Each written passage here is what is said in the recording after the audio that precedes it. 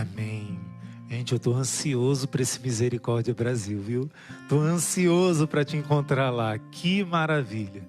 Em nome do Pai, e do Filho, e do Espírito Santo. Amém.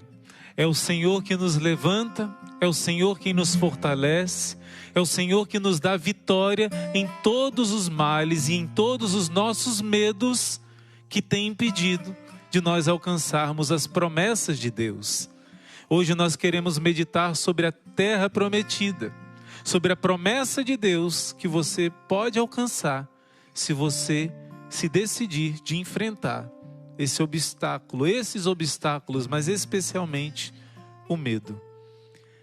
Eu quero começar esse momento de graça, de bênção de Deus, de formação com você, relembrando que quando nós começamos o exército de São Miguel, muitas pessoas estavam tomadas pelo medo.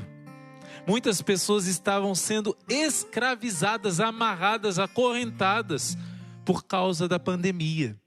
Entraram em pânico e se deixaram subjugar. E quantas pessoas testemunharam, irmã Maria Gorete, né? Com essa canção. Quantas pessoas testemunharam que através dessa canção tiveram uma libertação, suas correntes foram quebradas, superaram o medo. E o que está nessa canção é uma promessa de Deus para você. Eu quero cantar por hora só o refrão dessa canção, que vai dar o tom daquilo que Deus hoje quer te ensinar, daquilo que Deus quer mostrar para você hoje como uma promessa para a sua vida que Ele vai cumprir. As almas que confiam em Ti serão recompensadas por Ti. As almas que confiam em Ti serão recompensadas por Ti. Sagrado coração de Jesus, eu confio em Ti. Isso é uma promessa de Deus para a sua vida. As almas que confiam em Ti serão recompensadas por Ti. Sagrado coração de Jesus, eu não há confio escuridão que dure em para Ti. sempre, não há prova que dure para sempre. Não há confusão que dure para sempre. Jesus, eu sei em quem eu acredito. Eu sei em quem acredito. Minha esperança não será frustrada, decepcionada, Minha esperança não será decepcionada. Tu disseste, Senhor. Tu disseste, se queres agradar-me, confia em mim. Se queres agradar-me mais, confia mais, imensamente mais. Confia mais, imensamente mais. E ainda uma vez diga: confia. As almas que confiam. As almas que confiam em Ti serão recompensadas por Ti. Sagrado coração de Jesus, eu confio em Ti. Eu sou uma dessas almas, Senhor. As almas que confiam em Ti, eu tenho sido recompensado por serão Ti. recompensadas por Ti. E serei mais ainda, Senhor. Sagrado coração de Jesus, eu confio em Ti. Deus tem muitas promessas para a sua vida, sim ou não? Sim. Você sabe que sim. Você sabe que Deus é um Deus de promessas e Ele ultrapassa nossas expectativas. Eu costumo decorar capítulos da Bíblia, versículos não. Em Efésios 3 está escrito que Ele é capaz de realizar muito mais do que você pede, do que você imagina que Ele tem para você. Pense aí o que você sonha, quais são os seus sonhos? Deus tem para você muito mais, Ele supera as suas expectativas.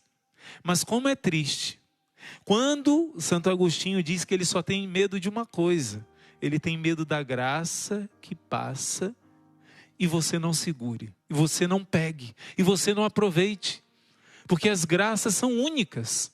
Depois pode vir outra graça, mas essa que passou, se você não pegar, você perdeu.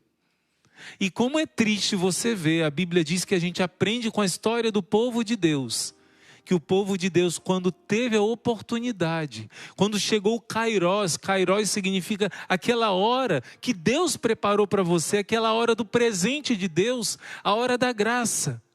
Quando chegou a hora da graça, o povo teve medo. E o medo foi maior do que a confiança em Deus. O medo foi maior do que aquela promessa que foi esperada por tantos anos. As promessas que foram feitas a Abraão esperaram tantos anos, e quando chegou a hora de tomar posse da promessa, por causa do medo, o povo de Deus perdeu aquela graça. Nenhum daqueles que saíram do Egito, nenhum deles entrou na terra prometida. O nenhum com a exceção, claro, né? E a exceção é justamente o tema de hoje. Somente 2 pessoas que saíram da terra prometida, que saíram do Egito rumo à terra prometida, conseguiram entrar. E você hoje vai entender por quê. Mas desde já, pense se na sua vida também você não perdeu oportunidades que Deus havia preparado para você, porque você não confiou. Porque você teve vergonha, teve timidez, não foi ousado, não aproveitou. Talvez você tenha perdido a oportunidade de um estudo num lugar melhor, de um trabalho, de uma promoção, de conseguir mais clientes na sua empresa, porque você não teve confiança, porque você se rendeu ao medo.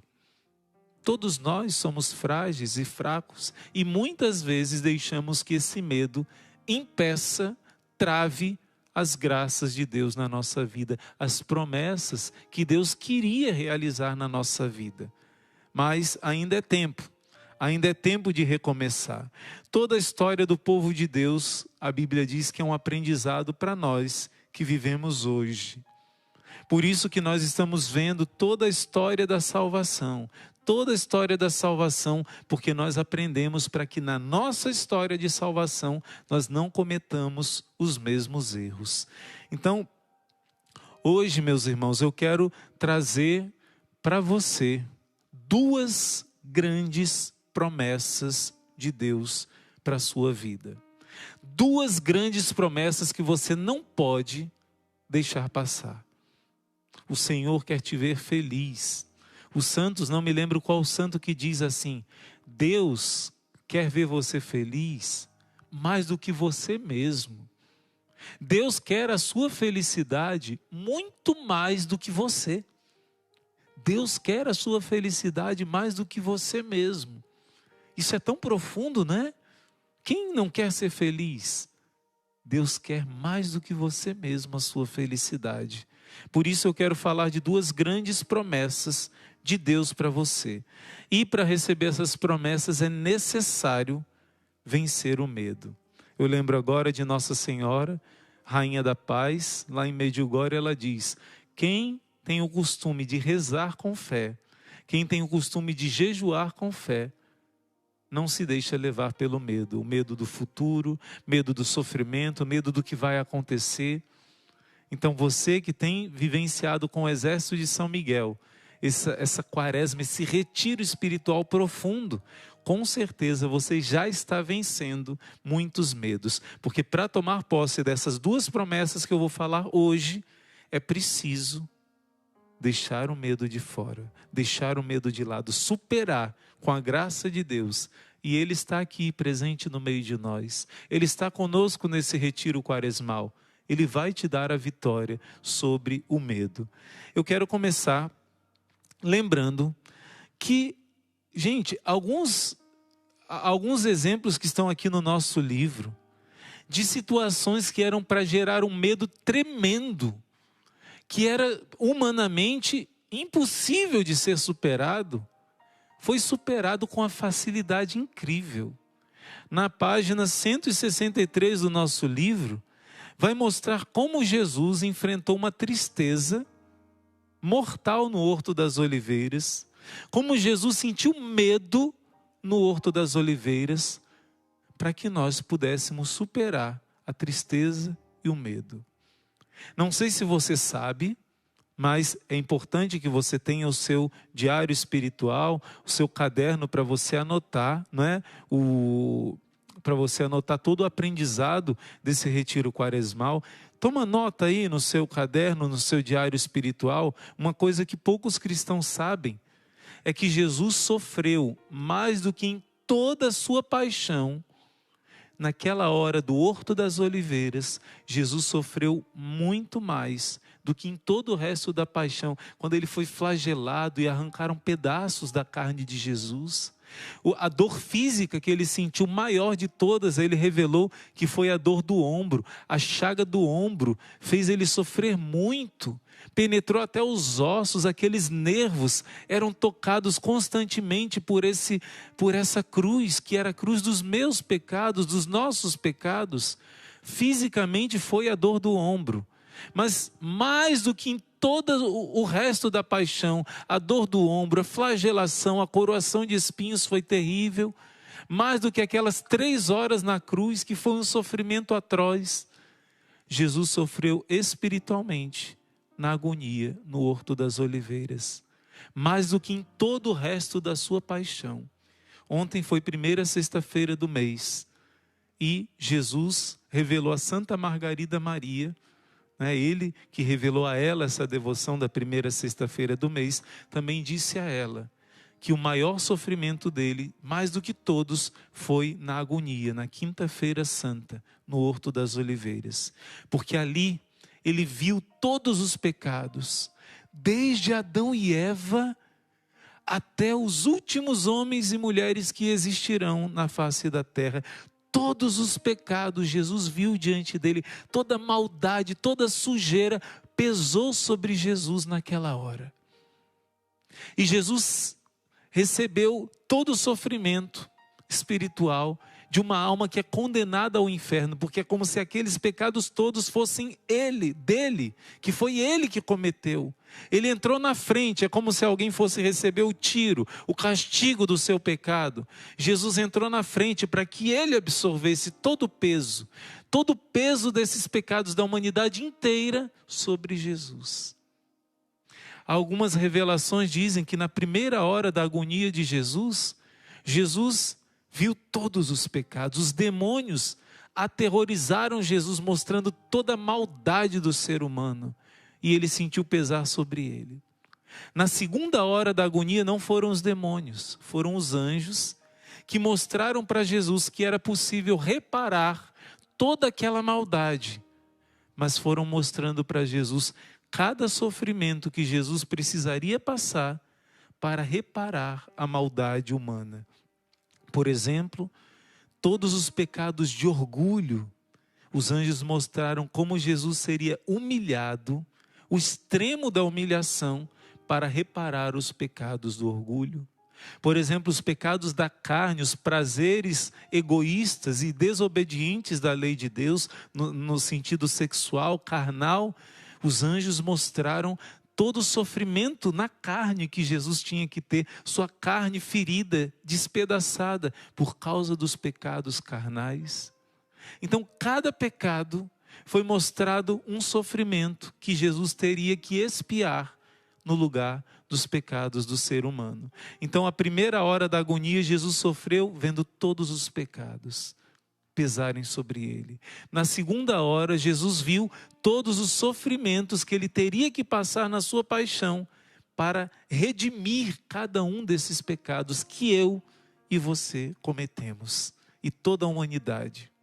Mas a terceira hora da agonia, os santos dizem que foi a hora mais terrível. Jesus revelou para alguns santos, entre eles a beata Ana Catarina Emmerich, que a última hora da agonia, Jesus viu que, tendo feito tudo isso pela sua amada esposa, que é a igreja, cada alma é a alma esposa de Jesus, ele viu a rejeição dessa esposa, dizendo que não queria essa redenção. Depois de dar a vida, todo o sofrimento, para ver essa esposa amada no céu, que somos nós, é a igreja, cada um de nós é a igreja. Jesus viu o desprezo das suas graças. Jesus viu todas as pessoas que iriam desprezar a Eucaristia. Jesus viu todas as profanações eucarísticas. Muitas pessoas que não iriam querer receber o seu corpo e o seu sangue, ou iam receber em pecado mortal, as blasfêmias, indiferenças. Jesus viu todos os sacerdotes traidores da fé. Jesus viu tudo o que iria acontecer na sua igreja no decorrer dos séculos até a sua segunda vinda. Imagina. E essa terceira dor foi a mais terrível, que Jesus cita o Salmo 29, que diz: Qui utilita sanguinis mei, para que serviu o meu sangue? Para que serviu todo o meu sacrifício? Se essa alma, mesmo assim, quer continuar na sujeira da lama do pecado e quer se perder. Gente, Jesus sofreu terrivelmente no Horto das Oliveiras. E como fruto desse sofrimento, dessa tristeza que ele sentiu, desse medo que ele precisou enfrentar a tristeza, enfrentar o medo, Jesus deu para os seus a vitória sobre a tristeza e a vitória sobre o medo. Por isso que o nosso livro vai dizer que os santos, quando foram colocados diante das piores torturas, sentiram uma força tão grande, uma coragem tão grande, que humanamente não é possível descrever, não é possível explicar. Como é que pode, diante de sofrimentos tão atrozes, estarem tão pacificados e cheios de força? Olha só que profundo, gente. Olha que profundo. Vai dizer aqui: não fostes vós, Senhor, que trouxestes grande alegria aos vossos mártires durante os sofrimentos, fazendo que encarasse os tormentos da morte com desprezo? Santa Águeda caminhou em direção à prisão e à morte, como se estivesse indo para uma festa de casamento. São Tibúrcio andou sobre as brasas como se fossem flores. Olha só, gente, isso é fantástico. Olha, cadê? E Santo André, antes de avistar a cruz, que seria o instrumento do seu suplício, irrompeu em palavras de alegria, dizendo: ó cruz, honrada e consagrada pelo corpo adorável do meu Salvador, ó boa e preciosa cruz, há tanto tempo eu ansiava por você, que amei tanto e procurei com tanto fervor, finalmente eu te encontrei. Os meus votos foram cumpridos, venho até você cheio de alegria e confiança. Ó Senhora, está falando que a cruz, chamando a cruz de Senhora, tira-me deste mundo miserável e me devolva ao meu querido Mestre Jesus Cristo e receba-me em seus braços eternos. Esse aqui é Santo André, irmão de São Pedro. Nosso Instituto Hesed foi fundado no dia de Santo André, dia 30 de novembro, e ele morreu numa cruz em forma de X. Ficou 3 dias pregado nessa cruz. Quando mostraram para ele a cruz onde ele seria pregado e morto, ele disse essas palavras. Apaixonadamente ele beijou, abraçou a cruz e disse essas palavras profundas: que alegria, como eu esperei por você. O meu Senhor deu a vida por mim numa cruz e eu quis devolver esse amor. Gente, isso é muito forte. Os santos vivenciaram um momento extremo da dor com uma alegria inexplicável. São Lourenço aqui vai dizer outros exemplos, né? São Vicente estava prestes a ser martirizado no cavalete, dilacerado com unhas de ferro e queimado com placas incandescentes. Ele falava com tamanha coragem diante do seu torturador, que parecia que Vicente que sofria e o outro que falava. Parecia que era outra pessoa que estava falando. Olha a paz que Deus dá para aqueles que se entregam a Ele. São Lourenço estava ardendo sobre a grelha do fogo, estava sendo queimado, e o fogo divino era mais poderoso para consolar a sua alma do que o fogo humano para consumir o seu corpo. E ele disse ao tirano: se quiser pode comer a minha carne, porque ela já está assada, né? Vai dizer, pode virar, porque já está assado esse lado. Ele faz brincadeira, gente. E imagina, diante das piores torturas, os santos sentiram essa força, essa alegria. Será que você, no meio das suas provações, não vai sentir também a força de Deus? Jesus passou por toda a tristeza e enfrentou todo o medo para que eu e você recebêssemos a vitória sobre esse medo, a vitória sobre essa tristeza. Então, isso que aconteceu na vida dos santos, acontece na vida de cada batizado que toma posse da promessa de Deus para a sua vida. A primeira promessa, o Senhor já está dizendo: eu vou tirar o medo que te impede de receber as minhas graças. E se você tiver fé, você vai vencer esse medo que está impedindo de você caminhar na direção do céu. Olha só, tem um exemplo aqui, eu não vou ler para não ficar muito grande, né? Mas é lindo esse texto de Paulo Miki e seus companheiros mártires. Eles foram crucificados lá no Japão e quando começaram a ser crucificados, começaram a cantar, começaram a louvar a Deus, começaram a bendizer, a citar salmos, dizer os nomes de Jesus e Maria. E Paulo Miki começou a pregar para os japoneses que estavam maltratando ele, dizendo que os perdoava o imperador. E olha só, em seguida, voltando os olhos para os seus companheiros, começou a encorajá-los nesse momento extremo. O rosto de todos transparecia uma grande alegria. Gente, eles estavam pregados na cruz. E o rosto deles transparecia uma grande alegria. E olha só, mas era no rosto de Luís que isto se percebia de modo mais nítido. Quando um cristão gritou que em breve estaria no paraíso, ele fez com as mãos e com o corpo um gesto tão cheio de alegria, de contentamento, que os olhares de todos os presentes se fixaram nele. Antônio estava ao lado de Luís, com os olhos voltados para o céu. Depois de invocar os nomes de Jesus e Maria, começou a entoar o salmo: louvai, louvai, ó servos do Senhor, que ele tinha aprendido na catequese. Enfim, é lindo esse texto, daquilo que os cristãos crucificados no Japão, em Nagasaki, vivenciaram, cheios da alegria de ir para o céu, de ir para o céu. Essa vitória sobre o medo e sobre a tristeza é para você também, é para a sua vida também. Nós hoje vamos aprender a tomar posse dessa vitória que o Senhor nos dá.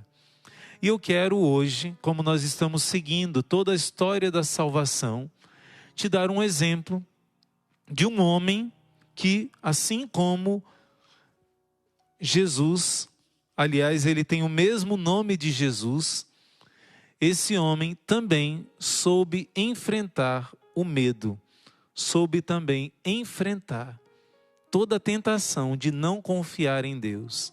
E ele pôde receber as promessas de Deus na vida dele. Talvez você não saiba, mas Josué tem a mesma raiz do nome de Jesus.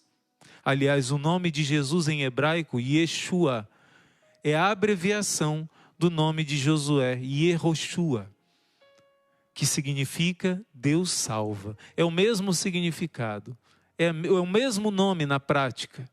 Josué é em hebraico praticamente a mesma coisa que Jesus. Jesus só é uma forma um pouco mais abreviada, mas é a mesma coisa. Porque Josué é uma prefiguração de Jesus. E hoje você vai aprender muito com a história de Josué, porque é também a história da sua vida. Josué, que superou esse medo, aprendeu a confiar, é um exemplo para que nós aprendamos a confiar também em Deus.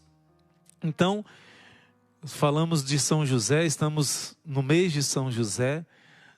Josué era da tribo de José, a tribo de Efraim. Efraim era filho de José. Você lembra que nós contamos a história de José do Egito, lindíssima, emocionante a história de José do Egito. E Josué era dessa tribo, da tribo de Efraim, que era um filho de José do Egito.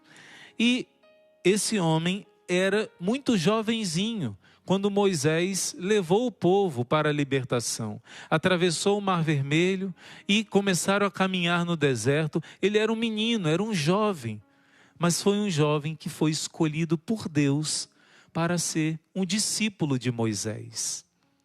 Ele aprendeu durante 40 anos. Ele viveu ali no anonimato. Viveu só como servo. A gente lembra mesmo de São José, não é? A gente lembra que Jesus, Yeshua, ele foi aquele homem que viveu 30 anos. Não sei se foi a irmã Maria Joana, a irmã Maria Raquel que estava lembrando isso. A gente muitas vezes quer pregar, quer fazer, quer acontecer, quer aparecer e esquece dessa vida escondida. Foi a irmã Maria Joana mesmo, eu lembro, né? Falando da nossa vida recedita, que Deus chamou a gente a viver essa vida escondida. E na hora certa foi Ele que empurrou a gente para evangelizar, né? Ele que diz, vai para as redes sociais, leva essa semente do que vocês já estão vivenciando há muitos anos. E Josué viveu 40 anos só servindo, somente ouvindo a Moisés e obedecendo. Sem nenhum protagonismo, sem querer fazer e acontecer. Como Jesus viveu 30 anos no escondimento, Josué ficou 40 anos só aprendendo com Moisés. Josué subiu a montanha junto com Moisés. Claro, só Moisés que pôde chegar lá no topo e lá conversar com Deus na intimidade, mas Josué ficava ali na expectativa para qualquer coisa que Moisés precisasse, como um humilde servo do Senhor. Josué ficava ali esperando. Tanto que Josué foi o único que não participou da adoração do bezerro de ouro. Por quê? Porque ele estava lá na montanha, junto com Moisés. E Deus mandou, vai, o seu povo se corrompeu. E quando ele está descendo, ele chama Josué. E Josué diz, eu estou ouvindo barulhos, talvez seja barulho de guerra. E Moisés, né, bem chateado com o povo, ele diz, não Josué, não é barulho nem de guerra e nem de outra coisa. São cantos de alegria, mas a alegria falsa. São cantos de idolatria. Eles estão se divertindo, vivendo uma orgia, vivendo o pecado, porque caíram na idolatria de falsos deuses. E você vê, Josué não estava lá. Até o irmão de Moisés, Arão, estava. Até a irmã de Moisés, Maria, estava. Mas Josué, um jovenzinho, estava lá, junto com Moisés, no alto da montanha, servindo. E em vários outros momentos, você vai ver que Josué vai estar aprendendo com Moisés. Ele vai perceber a falta de confiança do povo. Caiu na idolatria porque não soube esperar os 40 dias que Moisés estaria ali na montanha. Ele vai vendo os erros e vai aprendendo com os acertos e erros. Vai aprendendo com Moisés, né? E vai crescendo espiritualmente. A Bíblia diz que Josué teve que enfrentar os amalecitas enquanto Moisés ficava lá rezando. Josué estava lá na frente de batalha lutando. E muitas vezes Moisés não tinha tempo nem mesmo para comer direito, para poder atender aquele povo todo. E Josué estava ali junto com Moisés, servindo, se colocando à disposição do povo. E durante esse tempo todo ele foi aprendendo, ele foi crescendo, ele foi entendendo que a coisa mais preciosa de todas é a confiança em Deus. Josué viu até mesmo, ele aprendeu até com o erro de Moisés, que ele viu que Moisés não confiou em Deus, quando Deus falou que ia sair água da rocha. Até Moisés duvidou, e ele viu como duvidar das promessas de Deus desagrada o coração de Deus. Josué foi aprendendo com tudo isso, foi o principal discípulo de Moisés. Foi o principal discípulo de Moisés. E aí você vai ver que quando chega uma hora especial, uma hora chave, a hora de entrar na terra prometida, o livro de Números, capítulo 13, Deus vai dizer, chegou a grande hora. Chegou a grande hora. Eu prometi para Abraão que os descendentes dele iriam receber uma promessa, uma terra prometida, uma terra que mana leite e mel. Essa expressão mana leite e mel significa que é uma terra muito próspera, que é como se fizesse jorrar leite e mel, de tanta fecundidade, de tanta bênção, que eu vou derramar através dessa terra, uma terra fecunda, tudo que planta vai dar, uma terra que vai ser uma bênção para os filhos de Israel. Deus prometeu lá para Abraão, fez essa promessa. Passaram 430 anos o povo no Egito. Depois de muitos anos, chegou a hora de tomar posse da promessa. Deus prometeu para você uma coisa maravilhosa. Aí depois de muita espera, chegou a hora de você receber. Mas aí Deus permite que aconteça um teste, uma prova de confiança. Não sei se você sabe, mas o nome de Josué antes era Oséias. Na origem do hebraico, Oshea significa, daí vem a palavra Osana nas alturas, Oshea significa salvação. Mas quando Moisés vai mandar o povo entrar na terra prometida, ele muda o nome de Oséias para Josué, que é quase o mesmo significado. Mudou de salvação para Deus salva. Deus que é a minha salvação. Quer dizer, é como se Moisés estivesse dizendo para Josué: filho, não é com a tua força, mas é com a força de Deus que você vai dar a salvação para esse povo. Por isso você vai agora, junto com esses 12 homens, cada um representando uma tribo de Israel. Você que é descendente de Efraim, está representando Efraim, representando a tribo de José. Mas cada um dos homens escolhidos, homens fortes, homens de guerra, guerreiros, vão entrar nesse lugar para ver como é a terra prometida. Porque chegou a hora de tomar posse da grande promessa que Deus fez para vocês.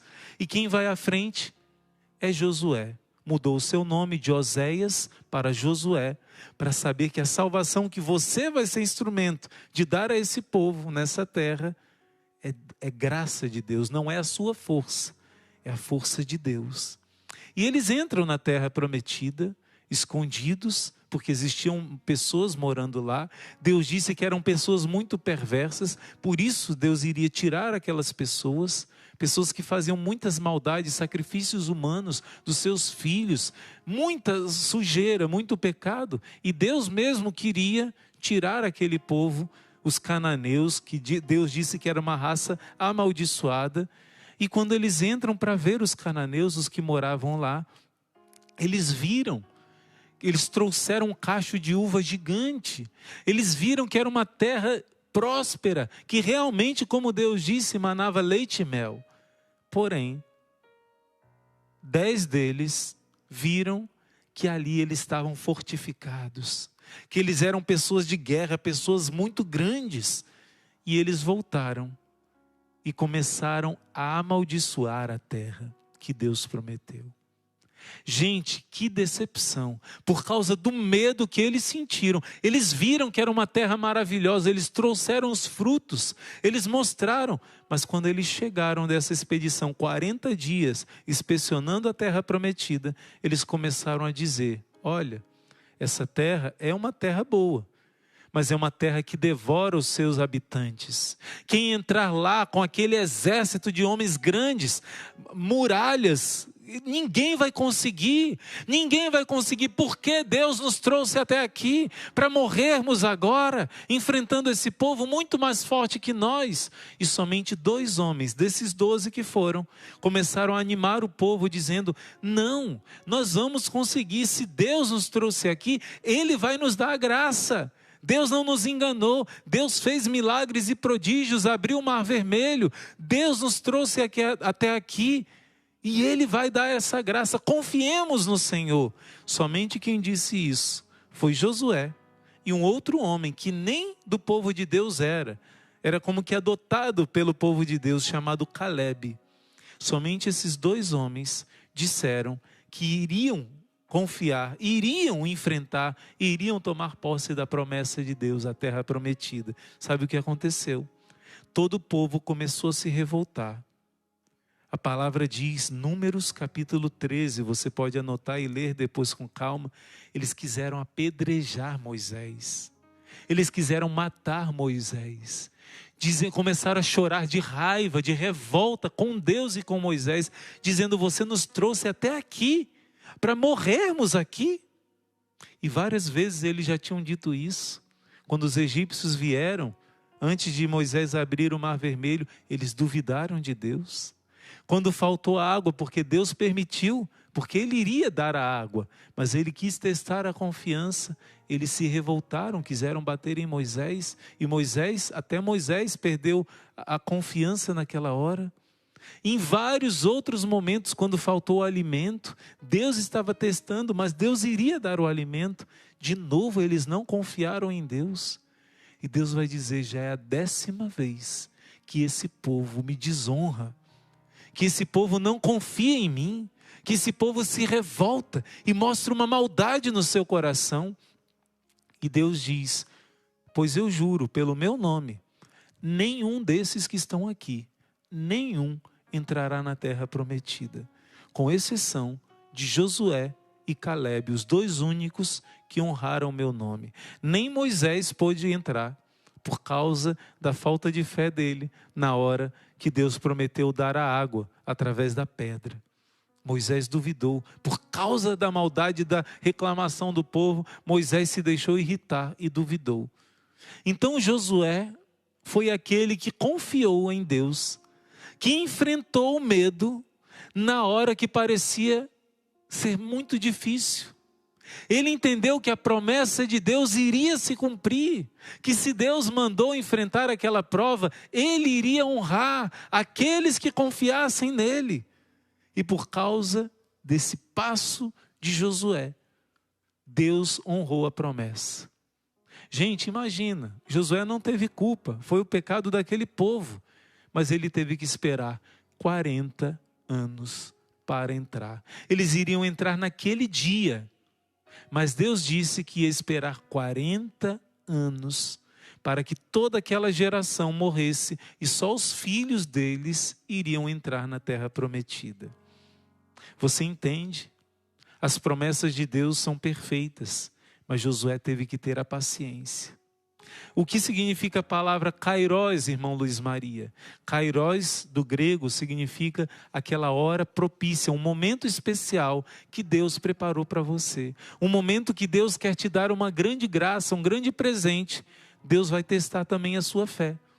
E se você fizer um ato de fé, confiar, se entregar, você vai receber a graça. Mas se você não confiar, a graça passa, vai embora. E você talvez tenha que esperar os 40 anos como esse povo. Gente, isso é sério demais. Confiar em Deus, o que essa canção dizia pra gente, as almas que confiam em Ti serão recompensadas por Ti. Por isso eu digo, Sagrado Coração de Jesus, eu confio em Ti. Diga para o Senhor agora que você confia nele para poder receber as graças dele. Que você quer entrar no coração dele através da confiança. Oséias aprendeu que para tomar posse das vitórias de Deus, precisava ser através da confiança. Essa é a ordem de Jesus para você.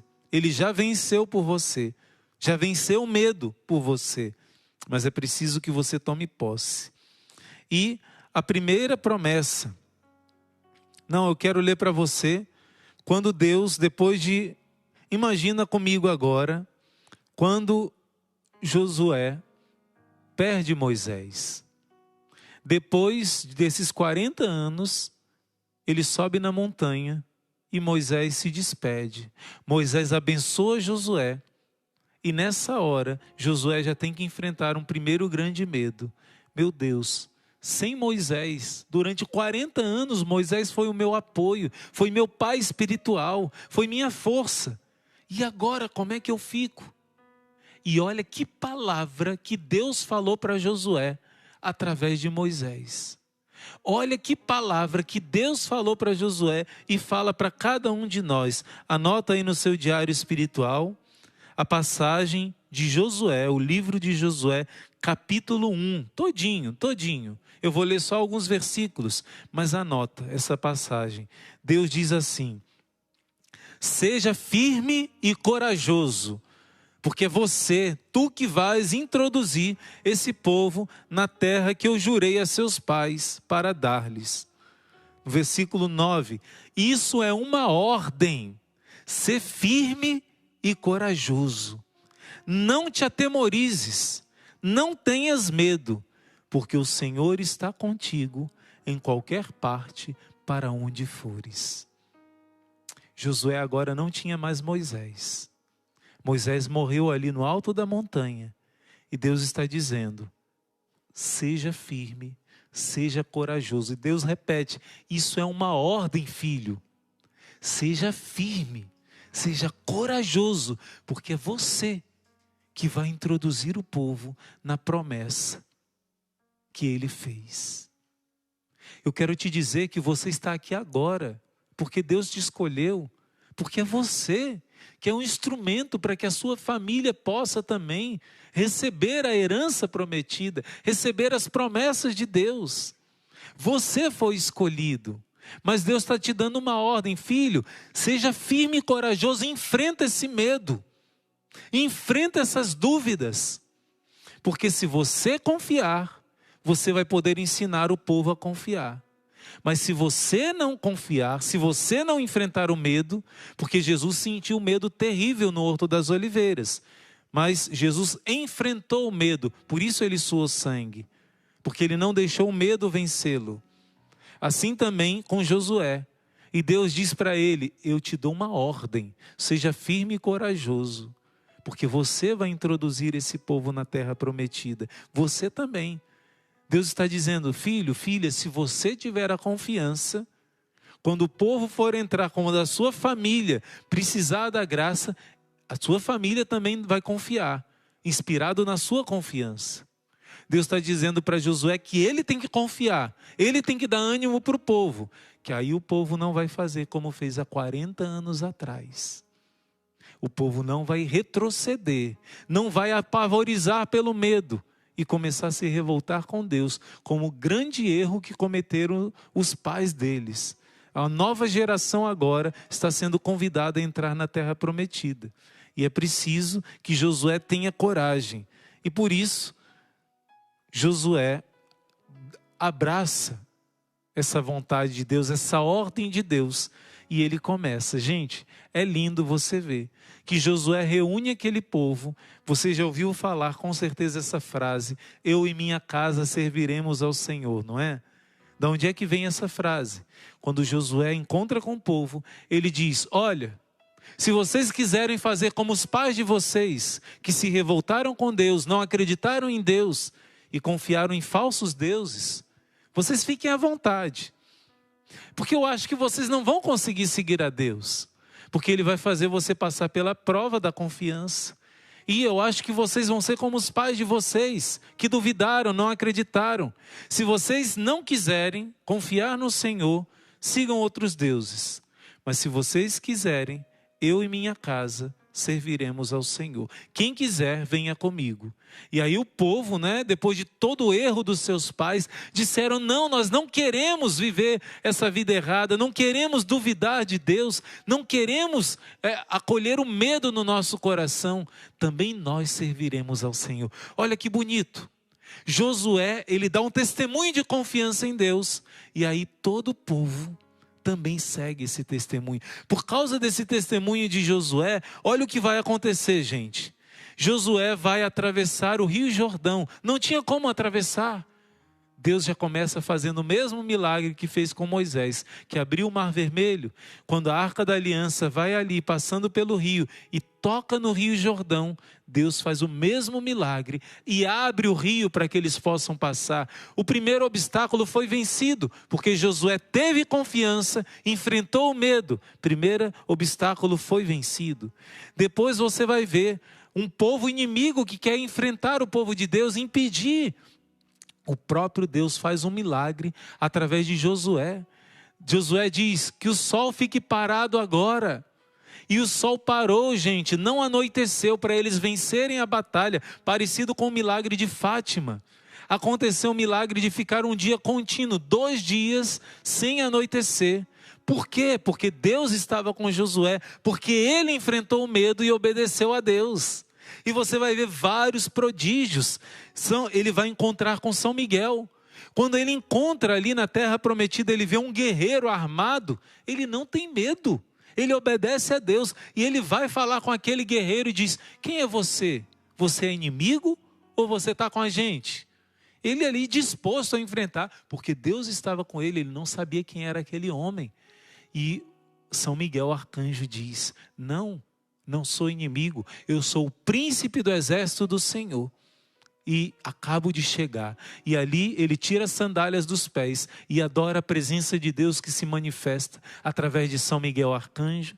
E com a força de São Miguel e dessa obediência, ele vai e derruba as muralhas de Jericó. Eles não tinham as mesmas armas que o povo de Jericó tinha, mas ele tinha fé em Deus. Ele enfrentou o medo e Deus deu a graça. Como nós costumamos dizer, coragem é ir com medo e tudo. Coragem é você ver o abismo. Deus mandou dar o passo. Você coloca o pé e Deus que coloca o chão depois. Então Deus fez o que Josué não sabia como iria vencer, mas ele foi para frente por ordem de Deus. E ali as muralhas de Jericó milagrosamente caíram e eles venceram aquele povo. Venceram aquele povo cruel que Deus tinha avisado para eles. As muralhas de Jericó foram derrubadas. E na Bíblia as muralhas de Jericó significam todo tipo de mal. Foi vencido para que as promessas de Deus se cumprissem. Então, a primeira promessa de Deus que o Senhor está falando para você, filho, filha. A primeira promessa de Deus, Ele quer te dizer que o seu lugar no céu já foi pago. Já foi comprado por um preço tremendo que o Filho de Deus pagou na cruz. O Senhor está te dizendo, primeira grande promessa, lembra que eu disse? 2 grandes promessas de Deus para a sua vida. A primeira grande promessa é que já está pronto o seu lugar no céu. Já está preparado para você um lugar, a sua terra prometida já está pronta. O que os olhos não viram, os ouvidos não ouviram, você não consegue imaginar como você vai ser feliz. Você não consegue, pode tentar, mas você não consegue imaginar nem de longe a felicidade que te espera. Pode tentar, pode forçar, pode lembrar dos momentos bons que você já teve na vida.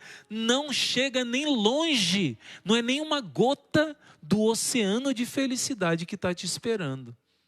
Mas você só vai receber esse lugar que já é seu, já está pronto, se você seguir o caminho e não se desviar do caminho, porque o lugar já é teu, o lugar já está lá.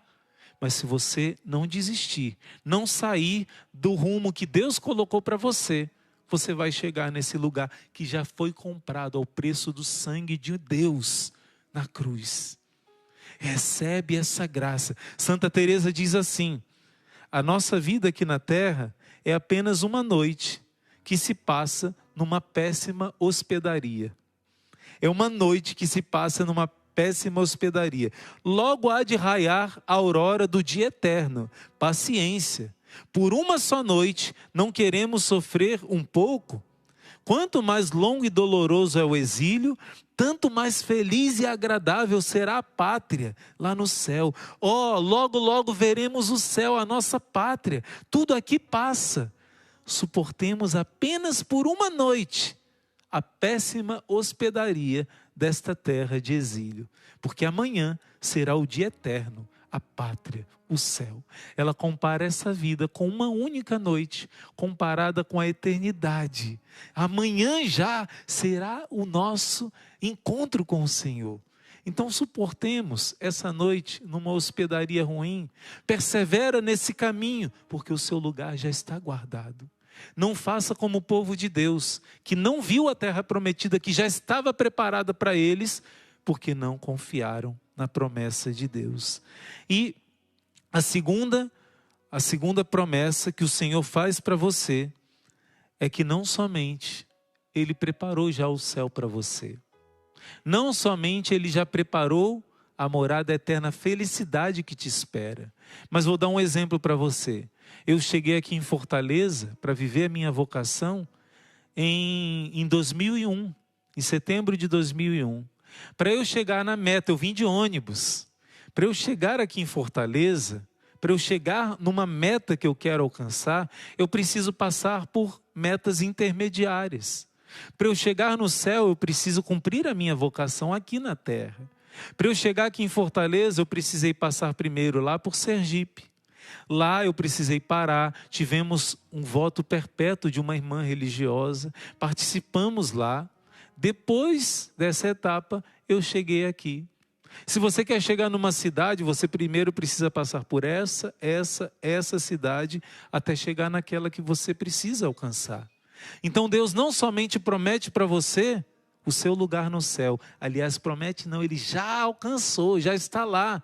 Mas Ele também, a segunda promessa de Deus para a sua vida, Ele vai te dar tudo o que é necessário para que você consiga viver bem aqui, para alcançar essa meta. Ele vai te dar a coragem para enfrentar o medo. Ele vai te dar a força para vencer o desânimo. Ele vai te dar a alegria para vencer a tristeza. Então eu quero te dizer que o Senhor vai te dar todas as graças que você precisa para realizar o sonho de Deus aqui na sua vida. Existem sonhos que Deus colocou no seu coração que Ele quer realizar. Mas é preciso que você enfrente o medo, confia no Senhor. Como diz Santa Edith Stein, vai com medo e tudo. Vai com medo e tudo. Coloca o pé que Deus vai colocar o chão. Acredita no Senhor. Como que eu faço isso, irmão? Se Deus manda viver os mandamentos, se Deus manda você se confessar, se Deus manda você enfrentar o medo para aquilo que Ele pediu para você, dê o passo. Não duvide das promessas de Deus. Josué foi o único, só Josué e Caleb, que confiaram e que entraram na terra prometida. Você também, como Josué, vai ser instrumento de confiança para toda a sua família dizer: eu e minha casa serviremos ao Senhor. Eu e minha casa. Essas intermediárias. Para chegar no céu você tem que ser um bom pai de família, mãe de família, um bom profissional. Deus quer te dar essas graças. Não perca por causa do medo. E eu termino esse momento lembrando mais uma vez que no momento de grande pavor para muitas pessoas, o Espírito Santo de Deus levantou esse exército. No tempo de pandemia, no tempo de terror, o demônio do medo fazendo terror. Através dessa canção, Deus levantou um exército. Foram outras canções também. Mas para vencer o medo, gente, foram muitos testemunhos lindos de pessoas que disseram: irmão, com essa canção eu superei o medo. Com essa canção eu aprendi a confiar no Senhor. Com essa canção e rezando junto com vocês, o medo foi esmagado e a minha confiança em Deus me fez vencer, me fez superar. E quantos milagres através dessa confiança. Eu te convido agora, de como Josué, ouvir essa palavra do Senhor que te diz: ser firme e corajoso, porque tu hás de introduzir esse povo na posse da terra que eu jurei, as promessas que eu fiz aos seus pais. Isso é uma ordem. Ser firme e corajoso. Não te atemorizes, não tenhas medo, porque o Senhor está contigo em qualquer